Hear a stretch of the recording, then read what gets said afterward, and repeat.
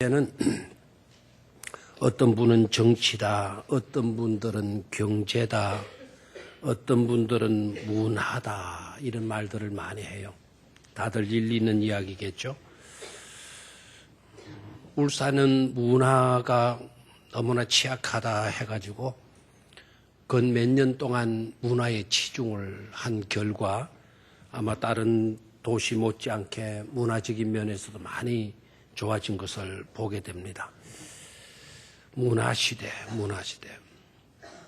살기 좋은 시대가 되려면 문화시대가 되어야 된다 해서 각처에 공연도 많고 하잖아요. 시설도 많이 갖추고 또 교회 안에서도 체육시설을 갖추고 그리고 그 오페라, 뮤지컬 할 수 있는 그런 것도 갖추고 어떤 교회에는 그 수영장도 만들어주고 또 서울의 큰 교회는 또 장례식장도 교회 안에 들여다주고 카페 이런 것도 많이 설치를 하죠. 문화가 그토록 중요한 문제이기 때문에 그러겠죠.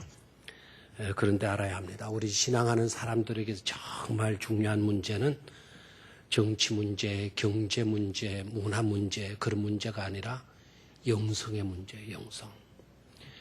영성이 잘못되면 많이 가졌다 하더라도 또 고관직에 올라갔다 하더라도 그리고 많이 배웠다 하더라도 영성이 잘못되면 형편없이 돼요.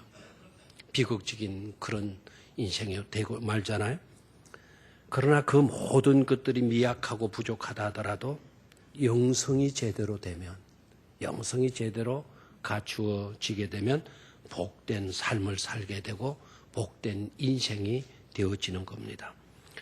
오늘 본문 속에 두 사람이 대조적으로 나타나고 있는데 한 사람은 영성이 너무나 잘못되어져 있어요. 반면에 한 사람은 영성이 너무나도 잘 갖추어져 있는 것을 보게 됩니다. 사울이 지금 다윗을 잡아 죽이려고 군사 3,000명을 거느리고 다윗을 추격해요. 그러한 틈을 타가지고 블레셋 군대가 침략해 돌아요, 나라를. 그러다 보니까 사울이 정신이 반짝 들은 거죠. 다윗 하나 잡으려고 하다가 우리나라 망하겠다 생각하고 다윗을 추격하는 것에서 방향을 돌려가지고 나라를 지키기 위해서 블레셋 나라의 침략을 막기 위하여 갑니다. 그러다가 한 신하가 달려와서 하는 말이 당신이 찾던 다윗, 그 다윗이 있는 곳을 알았습니다. 다윗이 지금 엔게디 골짜기, 엔게디 계곡의 동굴 속에 숨어 있는 걸 내가 봤습니다. 그러니까 사울이 또 깜짝 놀라고 또 헷가닥 하는 거예요. 나라를 지키러 블레셋 군대를 막으러 가던 그가 또 방향을 바꿔가지고는 다윗 잡으러 다시 엔게디로 가게 됩니다. 다윗 하나 잡으려고 나라가 지금 위기 속에 놓여 있는데도 불구하고 다윗을 잡아 죽이려고 이렇게 나가고 있어요. 이해가 안 되죠? 뭐가 우선되어져야 되는 겁니까? 나라입니까? 아니면 다윗을 잡아서 죽이는 겁니까? 다윗이 또 어떤 인물입니까? 나라의 적입니까? 불순분자입니까? 지금까지 사울 자기를 그렇게 충직스럽게 보살펴왔던 그런 인물 아닙니까? 오늘도 본문 속에 나타났다시피 사울을 향하여서 아버지 왕, 아버지라고 부르잖아요. 자기를 아들같이 따르는 그리고 지금까지 충성스럽게 충직한 그와 같은 종으로 섬겨온 그 다윗을 잡아 죽여야 한단 말입니까? 또 그 일이 뭐가 그렇게 대단하고 급했기 때문에 블레셋이 지금 침투해 들어오고 있는 마당인데도 다윗 잡으려고 이렇게 군사를 돌이킨단 말입니까? 참으로 이게 안타까움이에요. 이게 문제고 이게 불행이지 않습니까? 설사 적군이었다 하더라도 해야 할 일은 그 적군, 다윗이 만약에 적군이었다 하더라도 우군으로 만들어야 그게 왕이지, 그게 지도자이지 않겠어요? 오히려 자기를 따르고 아버지라 부르고 충직스럽게 일해온 그 우군을 적군으로 만들어버리고 그리고 죽이려고 하는 이와 같은 사울의 모습, 이 비극적인 모습이 아닐 수가 없는 겁니다. 영성이 잘못되어져 있기 때문에 그런 것이죠. 다투어야 할 것에 대해서는 소홀히 해요. 그리고 지켜야 할 것에 대해서는 오히려 다투고 죽이려고 하고 있는 것입니다. 여러분, 가정도 마찬가지입니다. 국가도 마찬가지입니다. 교회도 마찬가지입니다.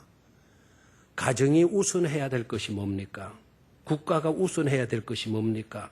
교회가 우선해야 될 것이 바로 뭡니까? 서로 사랑하는 것 아닙니까? 서로 믿어주고 신뢰하면서 높여주고 아껴주고 하는 것 아닙니까? 그러는 가운데 따르는 평화와 자유를 만끽하는 것이 바로 가정이 되어야 하고 국가가 되어야 하고 교회가 되어야 되는 것 아닙니까? 즉 가정도 그러고 국가도 그러고 교회도 그러고 하나님의 나라를 훈련하고 경험하는 그런 곳이 되어야 되는 것이죠. 그런데 하나님의 나라를 훈련하고 경험하기는커녕 지옥을 훈련하고 지옥을 경험하는 그와 같은 일에 목숨을 걸은 그와 같은 곳이 되어진다면 이건 비참한 비극적인 일이 아닐 수가 없는 겁니다. 그런데 그러한 영성이 잘못된 삶과는 대조적으로 이 다윗을 우리가 보게 되는데 다윗은 본질에 충실하고 있는 그런 모습을 볼 수가 있어요. 엥게디에서 나타나는 다윗의 영성, 그 영성은 분명히 사울의 영성과는 달랐다는 겁니다.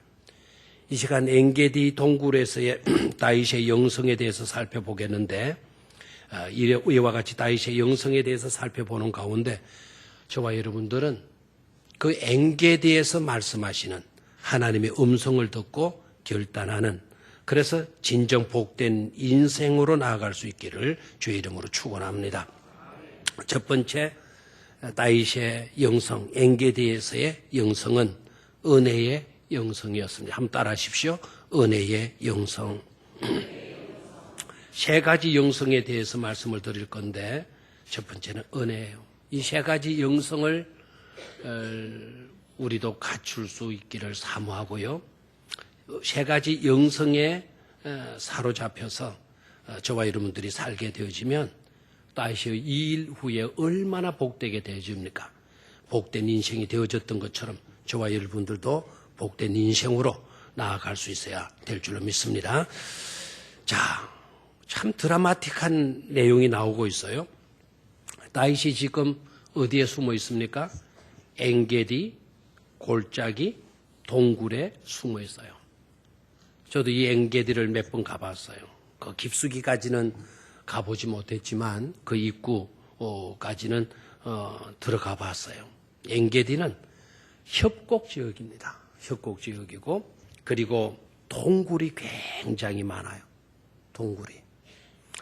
동굴이 많은데 그 동굴이 어떤 동굴들은 얼마나 깊은지 그 동굴을 탐험해 보겠다고 배낭을 메고 외국의 어떤 순례객이 배낭을 메고 그 동굴들을 탐험하러 들어갔다가 50년이 지난 지금도 나오지 않고 있다고 그래요.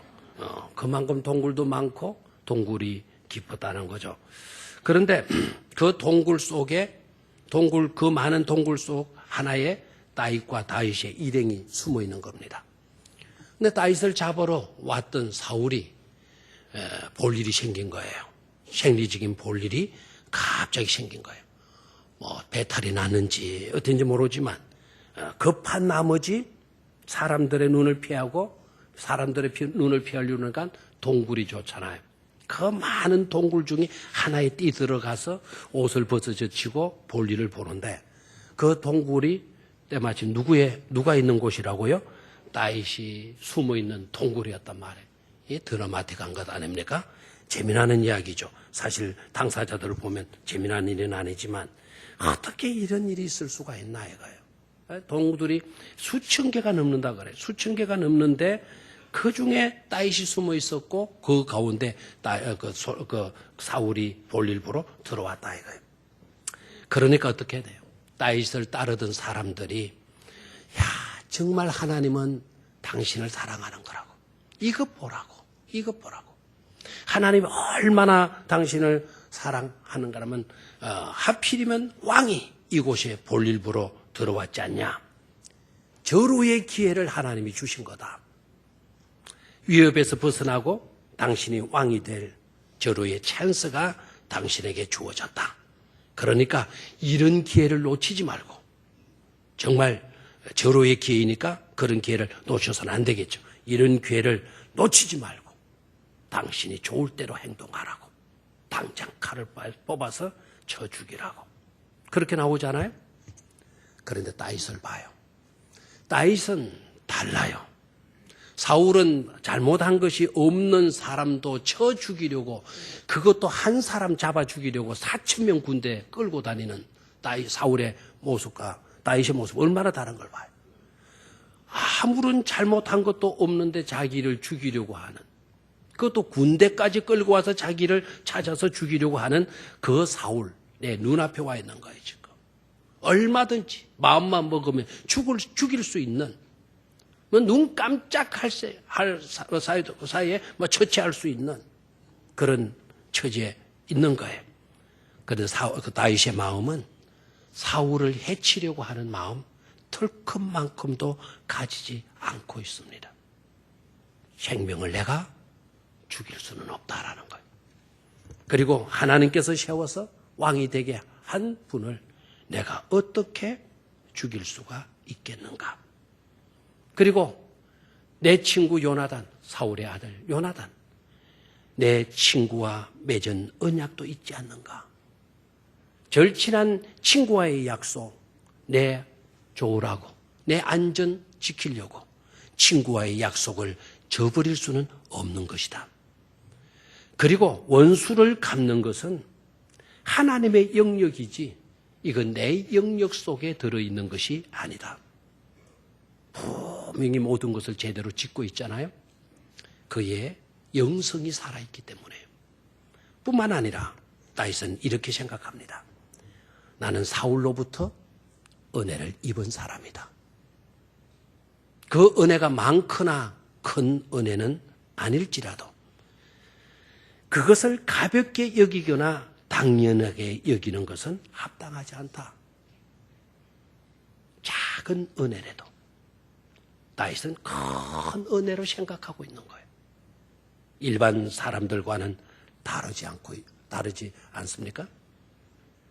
사울이 가져야 할 영성이 바로 이와 같은 영성이었는데 자기를 지켜주었을 뿐만 아니라 골리앗을 죽인 골리앗을 물리친 사람이기도 한 공적을 세운 다윗이기도 한 사람이라면 내가 네 은혜를 어떻게 잊을 수가 있겠나.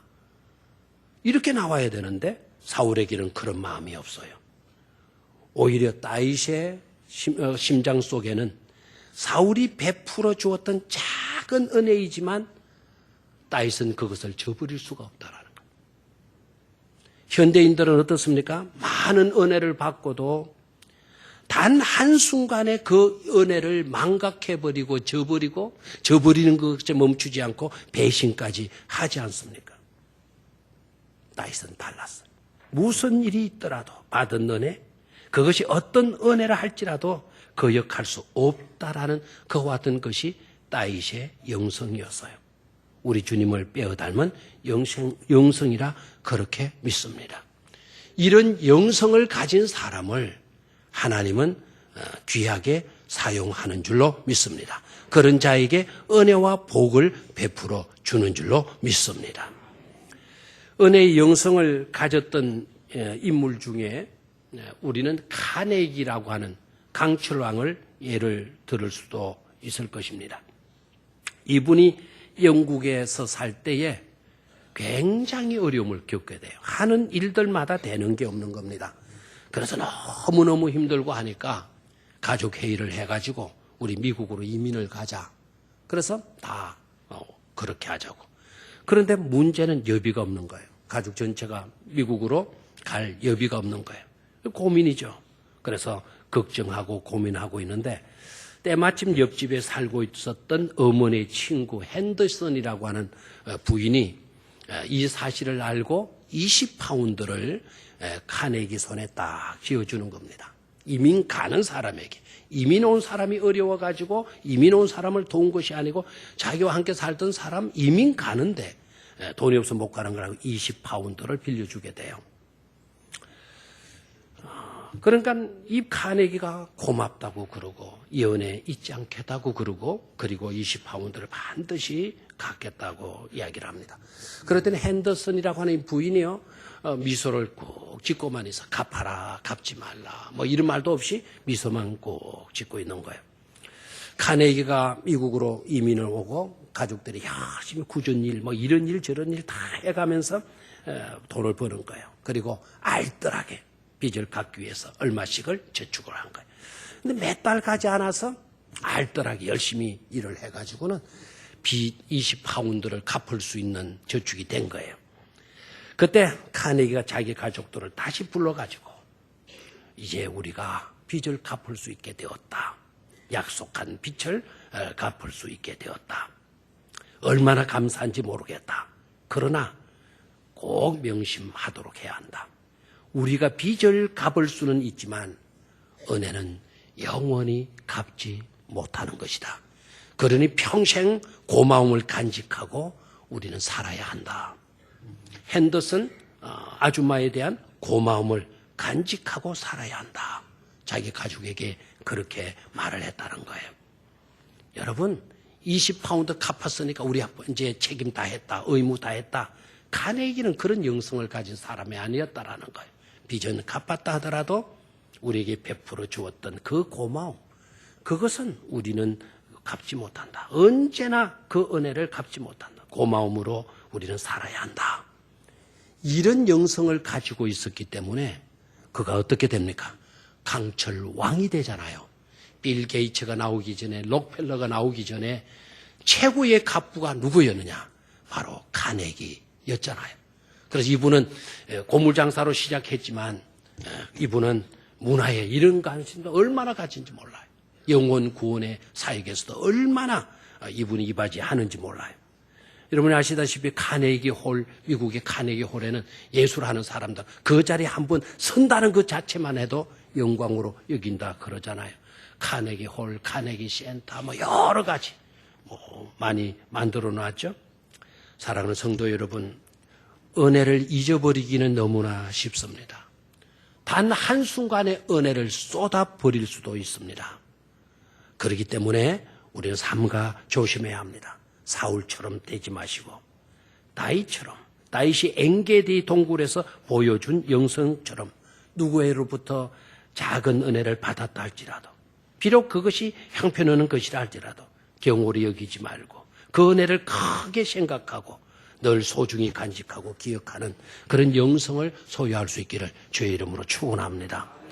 두 번째로 엔게디의 영성은 선한 양심의 영성이에요. 한번 따라 하십시오. 선한 양심의 영성. 두 번째 문제는 양심의 양심. 첫 번째는 은혜의 문제라면 두 번째는 양심의 문제입니다. 5절을 보게 되면 그리한 후에 사울의 옷자락 뱀으로 말미암아 다윗의 마음이 찔려.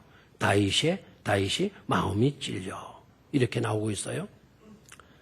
사울을 죽이자는 함께한 사람들의 강력한 요구에도 불구하고 다윗은 그것을 거절해요. 세상 사람들의 강력한 요구가 있어도 다윗은 그것을 거절해요.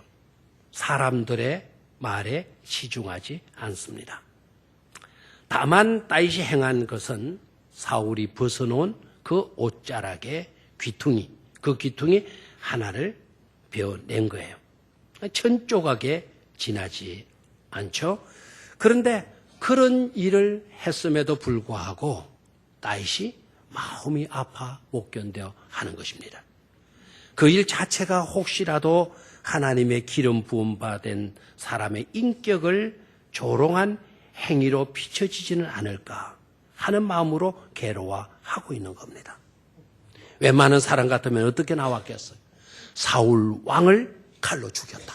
나를 죽이려고 하던 그 왕을 내가 죽였다. 오늘은 기쁜 날이다. 오늘은 승리의 날이다. 이제 내가 두 다리 쭉 뻗고 잠잘 수 있게 되었다. 나는 이제 도망자의 신세를 면할 수가 있게 되었다. 오늘부터 왕궁으로 복귀하자. 내가 왕이다. 웬만한 사람 같으면 사울 왕을 칼로 죽이고 축배를 들려고 했을 것인데 다윗은 옷자락 자른 것을 가지고도 마음 찔려가지고 못 견뎌 하는 것을 볼 수가 있습니다. 무엇을 알 수 있습니까? 다윗의 양심입니다. 다윗의 양심이 얼마나 선하고 아름다운 양심이었는가를 우리는 볼 수 있어야 될 줄로 믿습니다. 사람들의 양심의 색깔이 어떠합니까? 각양각색으로 나타나지 않아요? 뭐 축배를 드는 양심의 소유자도 있을 수 있을 것이고, 어떤 사람은 사람을 끔찍하게 해쳐놓고도 양심의 가책을 느끼기는커녕 오히려 야릇한 미소를 짓고 그리고 그만 뜨는 그런 사람들도 우리는 주변에서 보지 않습니까? 얼마 전에 살인마라고 다 알려졌던 유영철, 그 유영철 분명히 아십시오. 그 유영철의 유는 우리와 같은 유가 아닙니다. 그 유영철 사람을 그렇게 무자비하게 죽여놓고도 눈 하나 깜짝합니까? 양심의 가책 하나 받습니까? 아직도 더 죽일 사람이 있으면 난 죽이겠다고 이렇게 큰 소리하고 나와요. 그렇게 무자비하게 해놓고도 양심의 가책 전혀 받지 않고 있어요. 그런데 다윗 봐요. 죽여야 할 사람을 죽이지 않고 오히려 옷자락 하나 떼는 것으로도 오히려 자기가 괴로워하고 있는 거예요. 자기가 죄인이라고 통회하는 그런 모습을 볼 수 있지 않습니까? 예수 그리스도의 영성이 꼭 이와 같잖아요. 우리 때문에 예수님이 고민했나요? 우리 때문에 처절한 고난의 길을 걸으셨나요? 자신은 하나도 죄도 없으시면서 마치도 자기가 죄를 지은 것처럼 우리가 치료해야 할 모든 죄값을 다 홀로 감당하시고 비아 돌로로사 십자가의 길, 고난의 길을 걸어 올라가시지 않았습니까? 그리고 내가 죽어야 할 죽음을 우리 주님이 대신 죽어 주시지 않았습니까? 죽어야 할 사람을 살려 죽어도 마치도 자기가 죄인이라고 통회하는 그런 양심의 소유자, 우리가 닮아야 할 그 양심인 줄로 믿습니다. 여러분, 베드로의 설교를 듣고 그 무리들은 어떤 반응을 일으켰죠? 베드로의 설교를 듣고 마음에 찔려가지고 자기들의 마음이 찔려가지고 회개하고, 선생들아 우리가 어떻게 해야 되나? 이런 잘못을 우리가 저질렀으니 우리가 어떻게 해야 되나? 그렇게 가슴을 치는 그들을 향하여서 베드로는 분명히 이야기하죠. 그분은 바로 죄인된 우리를 위해서 죽었다. 오셨고 죽었다. 그를 믿으면 너도 나도 너희 집도 다 구원을 얻게 되어지는 것이다. 그래서 마음에 찔려가지고 회개하고 그들이 예수를 믿고 그리고 세례를 받고 전도와 구제에 힘쓴 모습을 볼 수 있잖아요. 3,000명이나 됐다 그래요. 그런데 여러분 보십시오.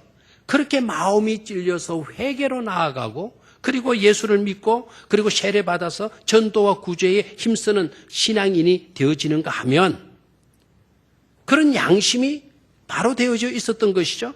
그런데 서대반의 설교를 듣고는 어떻게 됩니까? 서대반의 설교를 들었던 무리들, 이 무리들은 마음의 찔림을 받고는 그만해! 설교 그만해. 응? 네가 뭐냐? 그리고 주변에 흩어져 있는 돌들을 집어가지고는 설교하는 서대반을 쳐 죽이고 말지 않습니까? 여러분, 뭐가 문제죠? 베드로는 설교를 잘했고 스데반은 설교를 잠오는 설교를 했나요? 베드로는 능력 있는 설교를 했고 스데반은 형편없는 설교를 했던가요? 둘 다 복음적 설교를 했어요. 설교에 문제가 있었던 것이 아니고 사람들의 마음, 양심의 문제가 있었던 것이죠. 여러분, 강박한 양심을 가지게 되면 패망을 초래합니다. 강박한 양심을 가지게 되면 쓸데없는 일에 치중하게 됩니다. 강박한 양심을 가지게 되면 주어진 복도 배척하게 되어지는 것입니다. 그러나 선한 양심의 영성을 가지게 되면 비록 잘못된 것이 있다 하더라도 사함을 입는 은총이 주어지고 선한 양심의 영성을 가지게 되면 이 세상뿐만 아니라 영원 하나님의 나라를 상속받고 하나님의 자녀의 특권됨의 권세까지도 부여받게 되어지는 줄로 믿습니다. 선한 양심의 영성을 가지실 수 있게 되기를 주의 이름으로 축원합니다. 옷자락 하나 떼어놓은 것만 가지고도 가슴 아파서 내 마음이 아프다. 내 마음이 찢어진다. 이런 양심의 소유자들이 되시기를 주의 이름으로 축원합니다. 마지막 세 번째로 말씀과 사랑의 영성입니다. 따라하십시오. 말씀과 사랑의 영성. 6절, 7절 말씀을 우리는 놓치지 말아야 할 것입니다. 6절, 7절. 다윗이 자기를 따르는 사람에게 말을 하는 겁니다. 이 따르던 사람들은 사울을 죽이라고 기회가 왔다고 이 기회를 놓치지 말라고 당신 좋을 대로 해버리라고 이렇게 권면했던 그런 사람들에게 다윗이 어떻게 말을 하는가 하니까 내가 손을 들어 여호와의 기름 부음을 받은 내 줄을 치는 것은 여호와께서 마시는 것이니 금하시는 것이니. 여러분, 이 다윗을 따랐던 사람들은 대개요 버림받은 사람이에요. 가난한 사람들이에요. 출세의 그늘에 놓인 한 맺힌 자들이에요. 늘 하는 일들마다 안 되고 뭐 취직시험 보면 떨어지는 사람들이에요. 그래서 한이 맺힌 그런 사람들이 약 몇 명이었냐면 400명이에요. 여러분, 엔게디의 동굴을 잘 생각해 봐요. 다윗 홀로 숨어 있는 게 아니거든요. 다윗과 함께하는 사람들, 다윗을 따르는 사람들. 얼마라고요? 400명. 400명이 들어가는 동굴. 작은 동굴입니까? 큰 동굴이죠. 그 사람들이 한이 맺혀 있는 거예요. 죽여버려라. 죽이고 이제 당신이 왕이 되는 거 아니냐. 당신 왕이 되면 우리 목숨 걸고 당신 따라다녔다. 출세에 한이 맺힌 우리들 한 자리죠. 우리도 좀 떵떵거리고 좀 살 수 있도록 해줘. 당신 빨리 결정해. 빨리 결단하고 빨리 처치해. 뭐 이렇게 나오는 거예요. 이렇게 나오는 그들을 향해서 다윗이 뭐라 그러나. 그리고 이 따르던 사람들이요. 참 배운 것은 없고 그러다 하더라도 이들은 성경을 알고 있는 자들이에요. 믿음의 사람이라는 것을 아는 거예요. 볼 수 있는 거예요. 그들이 말하는 내용을 한번 볼까요? 그들이 말하는 내용 몇 절이나요? 3절, 4절. 다윗의 사람들이 이르되 4절을 한번 같이 읽어 시작. 다윗의 사람들이 이르되 보소서 여호와께서 당신에게 이르시기를 내가 원수를 네 손에 넘기리니 네 생각에 좋을 대로 그에게 행하라 하시더니 됐습니다. 이것이 그 날이다 그랬어요. 이 사람들이 따르던 사람들, 한 맺힌 가난한 사람들, 버림받은 사람들, 성경 말씀을 딱 기억하고 있는 거예요. 하나님께서 바로 당신에게 말씀한 거다. 뭐라고 말씀했나요? 내가 원수를 네 손에 넘기리니 네 생각에 좋을 대로 그에게 행하라 하시더니 이것이 그 날입니다. 그런데 이들은 뭐를 알고 있나요? 성경 말씀을 알고 있는 거예요. 성경 말씀을 딱 인용해서 바로 그 날이다. 말씀대로 죽여버려라. 좋을 대로 해버리라 나오고 있어요. 그렇게 나오는 사람들을 향해서 다윗이 또다시 뭐라고 말씀하냐. 그거는 이기에 해당되는 말씀이 아니다. 여기에 해당되는 말씀은 뭐냐? 하나님께서 기름 부음 받은 사람을 치는 것을 하나님은 뭐 하신다? 금하고 있다. 금하고 있다. 성경 말씀으로 나오는 그들을 향해서 다윗은 성경 말씀으로 그들을 따독거려요. 사람의 음성을 듣고 있는 것이 아니라 사람의 제안을 받고 있는 것이 아니라 하나님의 말씀의 원칙에 서 있는 것을 볼 수가 있어요. 그리고 내 기준으로 모든 것을 해석하는 게 아니에요. 내 감정, 내 형편, 내 지식, 내 경험, 내 철학, 내 마음, 내 생각, 내 생각에 의해서 행동하는 따윗이 아니에요. 내 생각, 내 기분, 내 경험, 내가 경험해서 아는 바가 있다 하더라도 하나님의 말씀을 항상 먼저 내놓는 거예요. 하나님의 말씀이 노 하면 안 하는 거예요. 하나님의 말씀이 예스 하면 따르는 거예요. 하나님의 말씀이 아니라면 내 생각도 접는 거예요. 내 주장도 접는 거예요. 내 기분, 내 감정, 내 모든 것을 다 내려놓는 거예요. 이게 다윗의 영성이에요. 일반 사람들은 다 어떠합니까? 하나님의 말씀을 제쳐놔버려요. 그리고 항상 내를 우선하잖아요. 내 기분이 오늘 좋지 않아서 교회 안 가. 내 기분을 우선합니다. 하나님은 분명히 성의를 거룩하게 지키라고 말씀을 하고 있는데도 세상 형편 소리 들어요. 세상이 어떤 세상인데 달라졌잖아. 적당하게 교회 다니고 적당하게 신앙생활 하면 되는 것 아니냐? 이런 소리에 귀를 기울이고 있는 것 아닙니까? 하나님의 말씀에 내가 어긋나게 되면 하나님의 말씀을 빼버리고 내 편한 마음 되기 위해서 내 좋을 대로 행동하지 않습니까? 이것이 우리들의 모습이에요. 다윗의 영성과 너무나 차이가 있는 것을 볼 수가 있죠. 다윗은 달라요. 아는 바가 있어요. 경험한 바가 있어요. 그리고 자기 생각도 있어요. 자기의 기분도 있어요. 감정도 있어요. 그러나 하나님이 어떻게 말씀하시느냐. 하나님의 말씀을 우선하고 하나님의 말씀에 이끌리는 것을 볼 수 있지 않습니까? 다윗이 성전을 짓는 데 있어서 어떠합니까? 그토록 짓고 싶었던 거예요. 꿈에도 소원은 성전 짓는 것이었어요. 다윗의 꿈은 소원이 그거였어요. 그런데 모든 것을 준비해 놓은 다윗을 향하여 하나님은 너는 안 돼. 너는 안 돼. 하나님 왜 안 됩니까? 내가 모든 것을 준비했어요. 저는 성전 짓는 것이 내 삶의 가장 최대의 꿈이고 비전이에요. 왜 안 됩니까? 따지지 않았어요. 하나님이 넌 안 돼 했을 때 성전을 향한 뜨거운 열정도 모든 철저한 준비해 놓은 것도 다 내려놓고 말잖아요. 자기 생각, 자기 주장, 자기 기분 우선하지. 하나님의 말씀을 우선했어요. 이게 바로 말씀의 영성인 것입니다. 이런 영성을 우리도 소유할 수 있게 되기를 주의 이름으로 축원합니다. 하나님의 말씀을 앞세우게 되면 그 말씀이 나를 이끌게 되면 바로 그것은 형통으로 나아가는 것임을 깨닫기를 축원합니다. 제가 읽은 책 가운데 내 마음 가운데 하나님의 자리가 점점 넓어지는 거라는 책을 제가 읽었는데 그게 1과 0의 원리라는 것이 있어요. 내 안에 더 커져가는 하나님의 자리라는 책인데요. 1과 0의 원리. 이게 너무 중요해요. 1은 완전하다는 뜻이에요. 완전하다. 그래서 1은 완전하신 하나님을 나타내 보이는 거고요. 그 다음에 0은 아무것도 아니죠. 나는 아무것도 아닌 존재예요. 그런데 그런 우리가 항상 나를 우선하는 거예요. 0을 앞세우는 거예요. 0을 앞세우고 하나님을 뒤에 두는 거예요. 그럼 별 수 없이 나는 뭡니까? 0.1의 삶을 사는 거예요.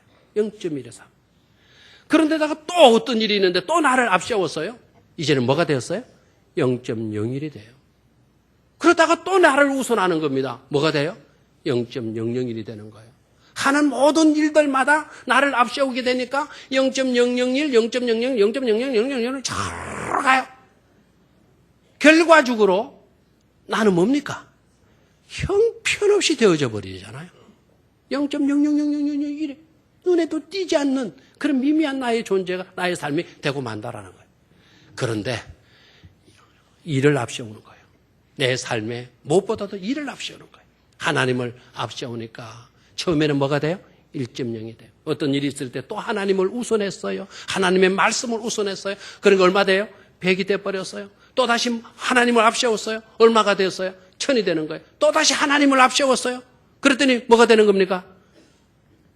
만이 되고요. 10만이 되고요. 100만이 되고요. 1000만이 되고요. 억이 되고요. 조가 되고요. 조기는 안 몰라요. 하여튼 몇 조 수천으로 나갈 수가 있는 것 아닙니까? 나를 앞세우면 앞세울수록 나는 형편없이 전락되는 거예요.